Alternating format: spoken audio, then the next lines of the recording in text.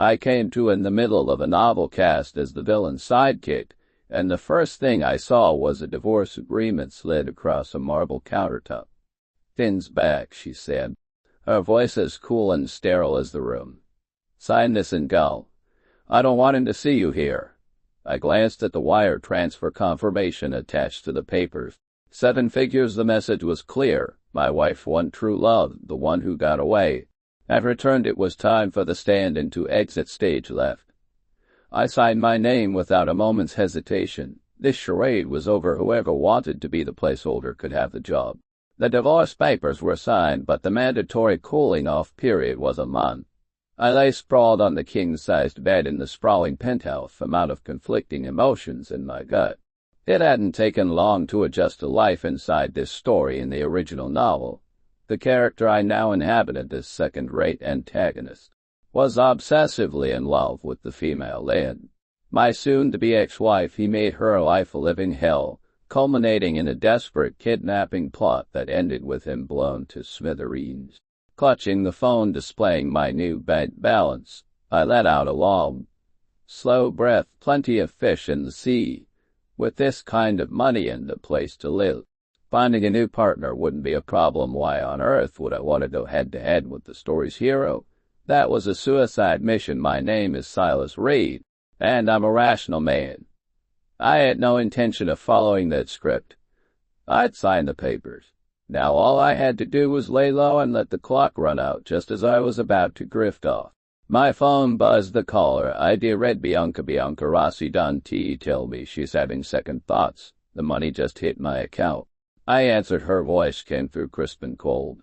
"Silas, get your things out of here. It will upset Finn to see them." "Then just throw them out," I wanted to say, but I thought better of it. Why waste good stuff? Bianca might be an ice queen, but she had expensive taste. The things she bought me were worth a small fortune. I cleared my throat. "Fine, I'm on my way." Afraid she'd change her mind, I hung up and was out the door in minutes. When I arrived at the penthouse, I was surprised to find Bianca still there. She was wearing a perfectly tailored black couture suit, her shoes off, revealing toes painted with a delicate shell-pink polish. Her legs were long and flawless as she leaned casually against the arm of a sprawling designer sofa. Her makeup was immaculate, her expression a mix of deep contemplation and detached boredom. Bianca Rossi was the very picture of lethal aristocratic beauty according to the novel. My character Silas's grandfather had once saved Bianca's father's life, which was the only reason they were married in the first place. Otherwise, how could a small-time family like the Reeds ever hope to marry into the Rossi dynasty? I shook my head, clearing the thought. Whatever. I went upstairs to the master bedroom. The space felt sterile and cold. The walk-in closet was filled with seasonal designer clothes, many with the tags still on jackpot. I separated the new clothes into one pile. They'd sell for a decent price on the real. The rest I could wear myself. Saving a fortune on a new wardrobe. In a drawer, I found a dozen high-end watches, diamond cufflinks, and other accessories that, even to my untrained eye, looked obscenely expensive. I packed everything into 8 large suitcases. As I was about to leave, a strange tightness gripped my chest. An impulse I couldn't explain made me sit on the edge of the bed then, as if my hands had a will of their own. I bent down and pulled a cardboard box from under the bed frame. Inside were a diary and a photo album. What was this? January. Bianca. "I finally met her today. Dad said she's my fiancée. I never imagined she'd be so beautiful. I think I'm falling for her. January. The Rosses all look down on me. Bianca told me today that ours would be a marriage of convenience, only it hurt. But I agreed. Just being able to see her is enough. March, we got married. Bianca picked the date. She said it coincided with her company's 10th anniversary, so we could celebrate both at once. I didn't object much. Bianca gave me an agreement to sign today. It stipulated that I have to leave the day he comes back. I didn't want to sign, but when I looked in her eyes, I couldn't refuse. The diary was a painful, detailed record of the original Silas's life. With Bianca reading it left a sour taste in my mouth. This wasn't a villain. This was a doormat. A classic simp. Bianca had treated him like dirt for 3 years. and he'd still worship the ground she walked on now the main character was back. And he was expected to just vanish. No wonder he died. He probably had a rage-induced heart attack that just happened to slip into his place. I shook my head, put the diary back in the box, and picked up the photo album. I opened it and froze. Every single page was filled with pictures of Bianca, sitting, standing, scolding an employee, even sleeping. They were all of her. This Silas, he was genuinely in love. I thought he was some kind of possessive creep, but this was different. This was love down to the bone. Tucked into the side of the album were handwritten notes detailing all of Bianca's preferences, from her coffee order to her favorite brand of silk pajamas. Then again, who wouldn't fall for a woman like Bianca? She was stunning, powerful, and rich, but a man has to know his limits. Time to cash out. I packed the last of it, called an Uber XL with a couple of guys to help, and headed downstairs. Just as I reached the lobby, a Rolls-Royce Cullinan pulled up to the curb. A man stepped out. He was tall, around 6 feet, with a pale, clean-shaven face and glasses perched on a straight nose. He looked thin, almost frail, with a melancholic air about him. His features were vaguely similar to mine, but I looked like a sun-drenched Californian next to his brooding East Coast pallor. "You must be Silas," he said, his voice smooth. "Thank you for taking care of Bianca these past few years." I got it. This had to be the hero of our story, Finmays. I offered a smile that didn't reach my eyes. "No problem, we took care of each other. That's what marriage is for, right?" His face visibly darkened. I smirked internally. I hadn't even signed the final divorce papers, and this guy was already moving in. Before I could say another word, a gasp came from behind me. "Finn, you're here." Bianca blew past me like a gale force wind and launched herself straight into Finn's arms. Right in front of me, she embraced him, then turned to glare at me over his shoulder. "Why are you still here?" Her eyes were golden sharp. I let out a short, sharp laugh. "Eager, are we, Bianca? You might not care about your own reputation, but you should at least think of the company. If page 6 gets a picture of this, Mr. Vance, is going to look like the other man." I leaned in, my voice dropping to a conspiratorial whisper. "After all, we're not officially divorced yet." Bianca's face turned an ugly shade of red. Beside her, Finn frowned, his eyes narrowing with a flash of menace. I wasn't scared. I met their hostile glares head-on. "Silas, you gave your word," Bianca hissed. "I did." I agreed, "but I also have some self-respect. If you want this divorce, you'll wait out the cooling-off period like a civilized person." I wasn't the doormat they thought I was. Seeing them wrapped in each other's arms right in front of me would test the patience of a saint. Before Bianca could retort, Finn took her hand. "You're misunderstanding," he said, his tone deceptively calm. "Bianca and I haven't seen each other in 3 years. I'm just taking her to catch up with some old friends. If you'd like, you could join us." "The friends of a hero and heroine? A-listers and trust fund kids." "No, thank you. I had no desire to fit into a circle I didn't belong to. I'll pass. I've got things to do," I said. Then I pointed a finger at Finn. "But a word of advice, the optics, you work great. Your world gets messy. Be careful." I fixed my gaze on Bianca as she got the message, taking a subtle step back to put some distance between herself and Finn. Finn's face went black. He stared at me, his eyes like chips of ice. I just grunted, loaded the last box into the van, and drove off toward my new condo. It was another property Bianca had put in my name. Between that and the money from selling the clothes and accessories, I was set. After selling the new designer stuff to a high-end consignment shop, I was another $30,000 richer. The watches and cufflinks added even more. Divorced and flush with cash, I could retire, but I still had a job to do technically. The original Silas worked at Rossi Enterprises now that we were divorcing. Should I quit or stick around? I decided to let her fire me. That way I could collect a nice severance package. I was in a novel now. Hard work was for suckers. My new mission was to accumulate as much cash as possible, but the hero's plot armor was stronger than I'd anticipated. By the next morning, my name was trending everywhere. Bianca's call came at the crack of dawn. She was screaming, "Silas, did you do this on purpose?" I was half asleep, completely baffled. "What are you talking about?" "You set this up yesterday, didn't you? If I find out you hired someone to do this, you'll regret it." Before I could even form a response, she hung up, utterly confused. I checked my phone.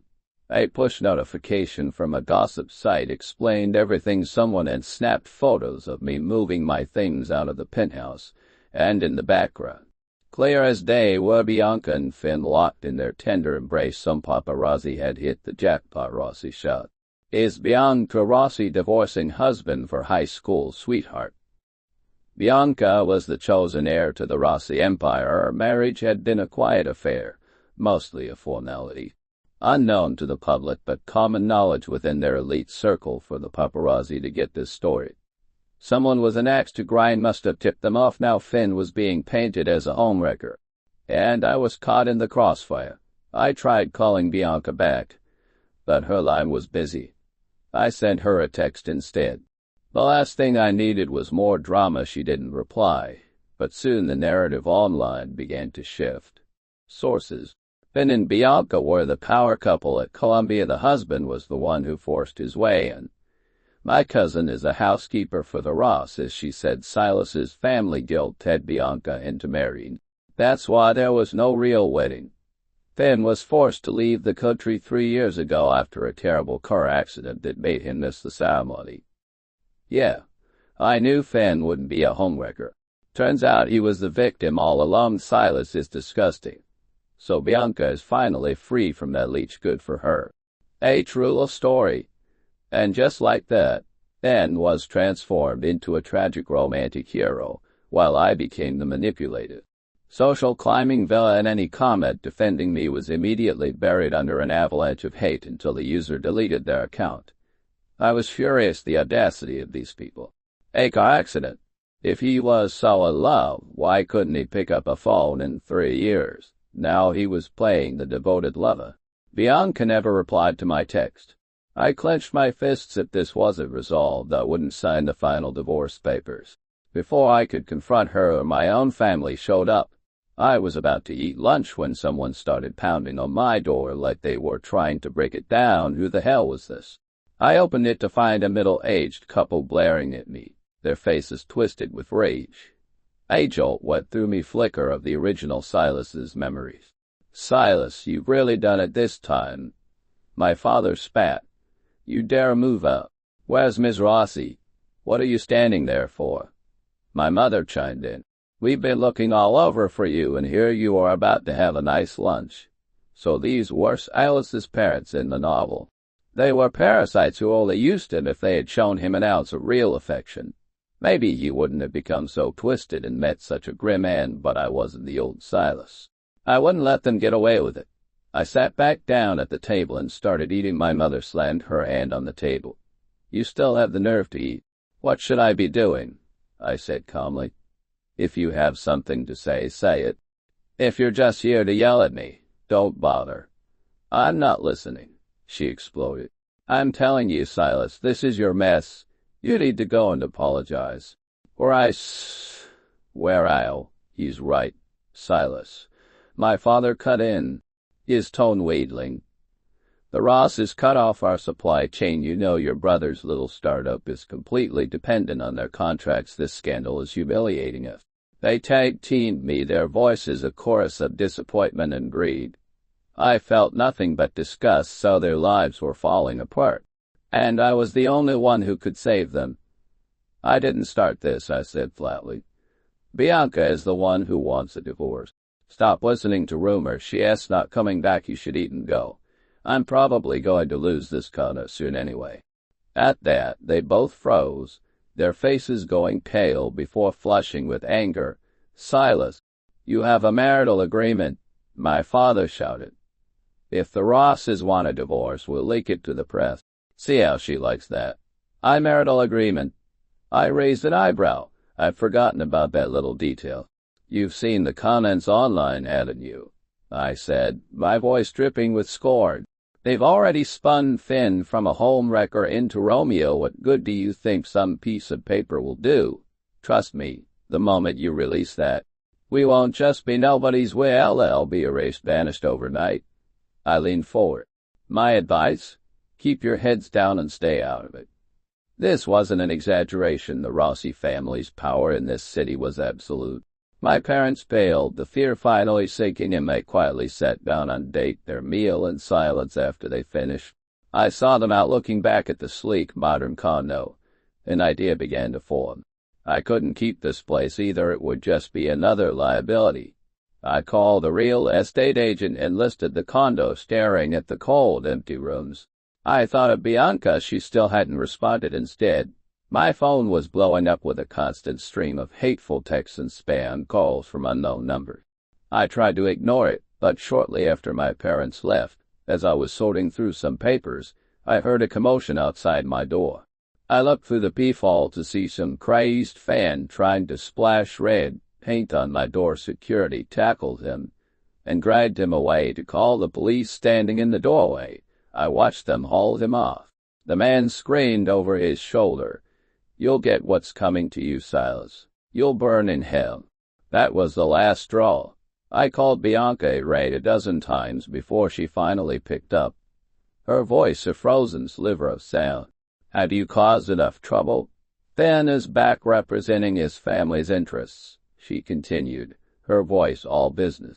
"He has a major partnership with Rossi Enterprises. If this deal isn't stable." I cut her off. My patience was gone. "Bianca, I don't give a damn about your business plans, but let me remind you, during this cooling-off period, if I don't show up to sign the final papers, this divorce doesn't happen if you let them keep slandering me. I swear I'll burn everything to the ground. And I won't care who gets caught in the fire." I let the threat hang in the air. "You have 1 day to fix this. Retract every lie. Clear my name if you don't. I'll be more than happy to do it for you." I hung up. I had a temper till they wanted to drag my name through the mud. Fine. They might have forgotten the real third wheel was in this relationship. But I was about to give them a very public reminder. Maybe my threat worked. So on after. Bianca finally made a move. She posted a single sentence on her official account. "I hope everyone can refrain from online harassment." It was a masterclass in passive aggression. Her followers praised her for being so kind and compassionate, which only reignited the firestorm against me. "Bianca Rossi, you are something else." I called my parents and offered them $30,000 for the marital agreement. The money pained me, but it was a necessary expense. I'd added to Bianca's tab. The document arrived, signed in the hand of Bianca's late grandfather, complete with his personal seal.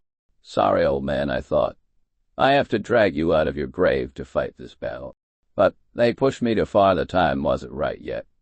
I had to let the bullet fly a little longer, perhaps feeling he'd already won.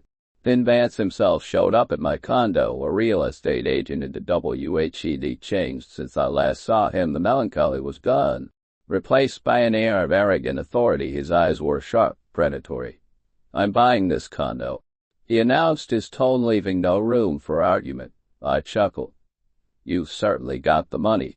"I'll pay 30% above your asking price," he said coolly. "I don't want anything of Bianca's left in your hands after you sell. I want you to leave this city."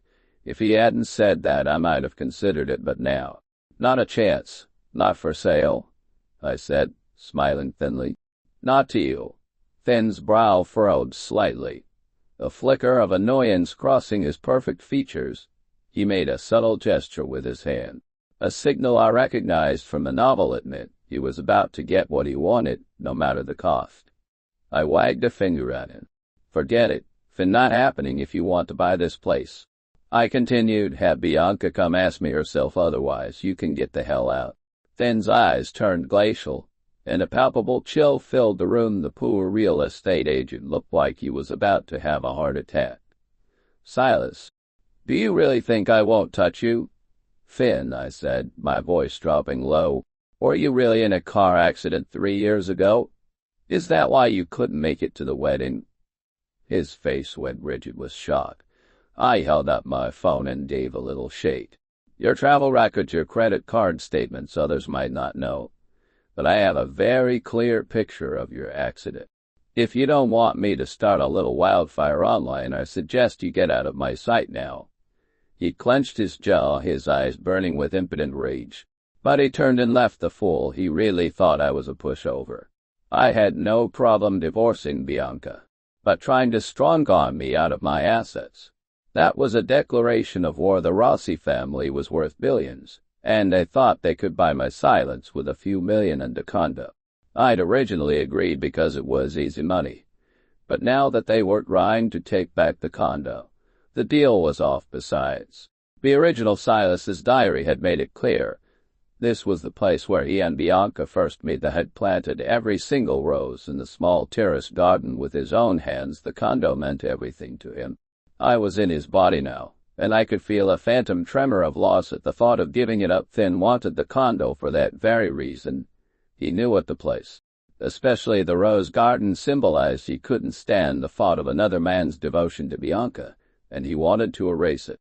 In fact, Finn was even more ruthless than I'd imagined. When he couldn't buy the place, he decided to burn it down. I didn't realize what was happening until thick black smoke began to pour into the room. Luckily, the building's fire alarm went off and security acted fast. They pulled me out just as I passed out from smoke inhalation. I woke up in a hospital room. Bianca was sitting by my bed. When she saw my eyes open, she stood up. "You're okay. I'll be going then." I shot out a hand and grabbed her wrist. "Bianca, he did this. We both know who he is." She wrenched her arm away. "Silas, I can't believe you'd set your own home on fire just to frame Finn." "Frame him?" I almost laughed. "Think whatever you want. Just don't come to regret it." Her face was a mask of fury as she stormed out, slamming the door behind her. I just couldn't wrap my head around it. This was the brilliant heroine of the story. How could someone so smart be so blind? Did she really need me to shove the evidence in her face and grind her nose in it? A day later, Bianca's team finally started to act, pulling down the most vicious trending topics. But I knew it was just superficial. The Rossi board of directors was already growing displeased with her. Marrying me was a move to stabilize the family's image. Divorcing me so scandalously was the opposite. I made a call to Bianca's cousin, Julian Rossi. He swirled a glass of red wine, a smirk playing on his lips as he looked at me across the table at a private club. "Silas, I have to admit, I underestimated you. The Rosses had always looked down on me, but even an ant can turn the tables." I pushed a manila envelope across the table. "If you want to win, this is your ammunition." Julian opened it. He took one look at the contents and his eyes lit up. "Is this reliable?" "Of course," I said. "For the last 3 years, I wasn't just warming Bianca's bed. I've been doing my research." Knowing she had someone else in her heart, the original Silas had become consumed with jealousy. He'd used every resource he had to dig into Finn's life. Then he died, leaving me the fruits of his labor. I hadn't planned on using this nuclear option, but Finn had left me no choice. My family's company was already on the verge of bankruptcy thanks to the Rosses. I was next. Julian raised an eyebrow. "This is good leverage. But can you really take down Bianca? She still has Finn." "Don't worry," I said with a confident smile. "He won't be a problem for much longer. Leave him to me." Julian's smirk widened into a genuine grin. We raised our glasses and drank. My original plan was to take the money and disappear, but Bianca's blind devotion to Finn, a man who nearly got me killed, changed everything. This was no longer a retreat. This was a counterattack. After leaving the club, I organized everything that had happened. Then I went on Twitter. I posted two simple things: a photo from our wedding day and a clean shot of the marital agreement signed by her grandfather. The internet exploded again. My mentions were a war zone. "WTF, so you didn't force her to marry you? Wait, they're not divorced yet? Does that mean Finn really is the other man? My boy Finn would never. This is obviously fake to make him look bad. This drama is better than Netflix." "Grab me my popcorn." I don't care what the backstory is, the fact is they're still married. Bianca Rossi is cheating on her husband.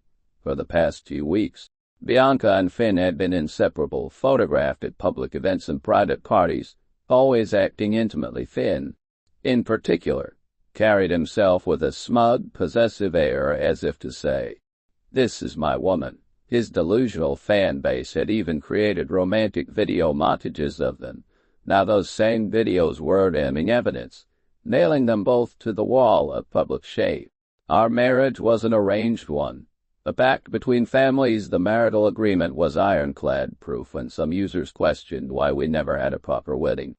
An anonymous account suddenly posted photos from the event. It may have been combined with a corporate anniversary party, but all the essential parts of a wedding were there.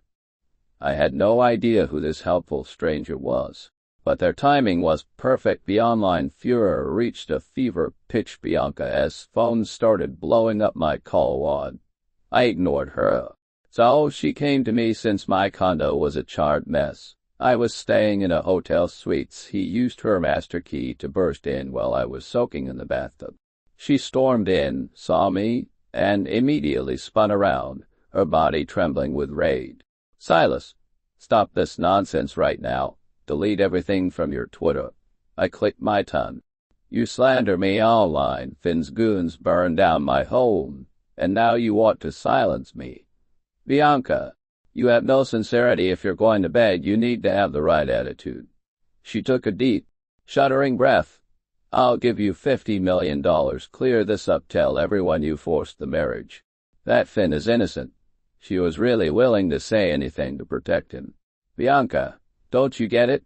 I said, standing up in the tub and wrapping a towel around my waist. I walked up behind her, my voice a low whisper in her ear. "You're not in a position to make demands anymore if I don't agree. No one walks away from this clean. You let your own family go bankrupt." She hissed. I wrapped an arm around her waist, pulling her flush against me. "My family," I chuckled darkly, "is not my problem." She flinched, shocked that I could be so callous. I tightened my grip, enjoying her discomfort. "Bianca, it's not too late to regret your choices. How about you dump Finn and we give this another try?" I was testing her, giving her one final chance. She shoved me away violently, her eyes blazing with hatred. "In your dreams, Finn will destroy you." "All right, then," I said with a shrug. "I can't wait to see what other tricks your precious Finn has up his sleeve. You should go right about to be divorced. You wouldn't want Finn to get the wrong idea, thinking you were spying on me in the shower." She spun on her heel and stormed out, slamming the door. I smiled, pulled out my phone, and sent a single text message. "It's time to close the net." Bianca had no defense every time Finn tried to make a public statement. He was drowned out by a tidal wave of angry comments. He attempted a live stream to clear the air, but it was quickly swarmed by users who were there to teach him a lesson in humility. Someone even asked him point-blank if he was a homewrecker. The marriage certificate was undeniable, having failed to spin the narrative. Finn went silent. His silence was taken as an admission of guilt. I chose that moment to release the videos of Finn's time abroad. He hadn't been pining for Bianca. He'd been living it up, surrounded by women. I even packaged the highlights into a neat little file and sent it directly to Bianca. I hoped they'd have a calm, rational discussion about it. Julian was in high spirits when we met for drinks. "You know," he said, "we're all heard of as Nails CEO. Bianca is a notorious germaphobe with a strict moral code. I bet the number of times she even slept with you could be counted on one hand, but with Finn, it was a whole different story. A real bonfire of the vanities. I can't imagine how she's reacting to the news that her soulmate is actually a total player." I smiled. In the novel, Finn was the alpha male hero. Women threw themselves at him. It was naive to think he'd stay celibate for Bianca. To him, any woman he wasn't married to was just a casual fling. Julian tapped the table. "So when's the divorce final?" 7 days left on the clock," I replied. "You need to be ready." Julian understood. He immediately dropped another bombshell. Photos and videos from the hospital in Europe where Finn had been treated on their wedding day. Bianca had called Finn that day, begging him to come, promising to run away with him. But Finn had been partying so hard with another woman that he'd ended up in the emergency room. He'd used the car accident as a convenient excuse. Now his devoted lover persona was shattered. Paparazzi cut Bianca and Finn in a screaming match. In one particularly damning photo, Finn's hand was wrapped around Bianca's throat, her face a canvas of shock and betrayal. Looking at the picture, I didn't feel a shred of pity. I just opened a bottle of wine. The tables have turned. Bianca, this is your knight in shining armor. What she saw as a passionate, epic romance was nothing more than lust. Finn wasn't a gentle soul. In his world, women were accessories. Even though Bianca was groomed to be a CEO at her core, she was still playing the part of a damsel. He couldn't handle his betrayal, and he couldn't handle her independent, authoritarian streak. When they clashed, neither would back down. A relationship like that was doomed. When I saw Bianca next, she was standing at my hotel room door, drenched to the bone. The moment I opened it, she threw herself at me. I took a sharp step back and she stumbled into the empty space, her face a mask of hurt. Silas, she whispered, her voice cracking. He lied to me. Are you going to abandon me too? She looked like she'd aged a decade in a few days. The icy, beautiful powerhouse was gone, replaced by a mess of ruined makeup and wet clothes. It was pouring outside. She must have run through the rain. I couldn't care less, Bianca. I'm not a recycling bin for broken hearts, I said coldly. Is now the time you finally feel regret? My words made her flinch. Silas, we're still husband and wife. Why are you being like this? Husband and wife. That's hilarious. You only come back to me after you've seen Finn's true colors. It's not regret. That's just disgusting. She stared at me in disbelief. The old Silas would have forgiven her for anything. He would have been heartbroken to see her so miserable, but I wasn't the old Silas, and frankly, I thought she deserved it. Bianca clearly couldn't accept this new version of me. She grabbed my arm desperately. Silas, I was wrong. I made a mistake. Can you forgive me? My face was a stone mask. Just because you're sorry doesn't mean I have to forgive you. Bianca, no one waits around forever. You don't want me anymore. Her voice was thin. You promised you would always love me no matter what. I held up a finger and wagged it slowly. If you'd said this to me a month ago, I would have told you yes. I want you. I still love you, but now I find you tainted. Bianca staggered back, her lips parting in a silent gasp. We didn't. You're trying to tell me you didn't sleep with him. An emotional affair is still an affair. I don't care how you try to justify it. I tapped my chest. There's no room for you anymore. Impossible. She lunged at me again, her nails digging into my arms. The pain made me wince. Why are you doing this? You can't be, she sobbed, shaking her head. I don't believe it's over, Silas. You still love me, right? I can change. Don't be a fool, just go. I pushed her away and handed her the box containing the old diary and photo album. Let's just have a clean break. Be at the courthouse in 2 days. If you don't show, I'll make something even worse. She took the box, and a single glance at its contents made tears stream down her face. I closed the door on her without a flicker of emotion. The woman was beautiful, but she was a toxic, clueless mess. I wanted no part of it. 2 days later, Bianca was waiting at the courthouse, looking even more haggard. She made one last desperate attempt. Silas, can we please not do this? I'm sorry now. My immediate refusal made her face fall. I just smiled, patted her shoulder, and walked inside. 10 minutes later, I walked out with a signed divorce decree, feeling a profound sense of relief. I gave her a little wave and turned to leave. We can start over, she called after me. No one waits forever, Bianca. As I said the words, I felt a tremor deep inside me, a final exhalation of a soul finally at peace. It seemed real. Silas had seen the light. He had finally let her go. Bianca still wanted to cling to the path, but I had no intention of letting myself get dragged back into her chaos. I immediately posted a picture of the divorce decree online, launching us back into the trending topics the comments flooded in. Holy crap, he actually did it. The sequel we were waiting for. Congrats, man. You're finally free from that toxic woman. Dude, I apologize for all the crap I said about you before. So how much did you get in the settlement? Spill the tea. The internet was a fickle beast amid the congratulations rolls accusing me of orchestrating the whole thing for a massive payout. I just smiled and posted one more thing. The official fire marshal's report, which concluded my condo was a target of arson, the investigation was ongoing, and the perpetrator had been arrested. I didn't need to say more. I just posted a picture of my charred, blackened condo with a caption, "Homeless but free." The public connected the dots, the spotlight swung back to Finn. This guy is pure evil. If you can't have it, burn it down. Throw the book at him. Lock him up. I still don't get what Bianca saw in him. I used to think Finn was hot, now he just looks greasy. Let the trash take out the trash, they deserve each other. Finn's reputation was in ruins. Julian, true to his word, made his final move. With Bianca's public image destroyed by the divorce scandal, her projects at the company began to fail. Julian led a boardroom coup, citing the damage to the company's brand, and with the support of other directors acquired her shares and had her removed from her position. Bianca Rossi had fallen from grace.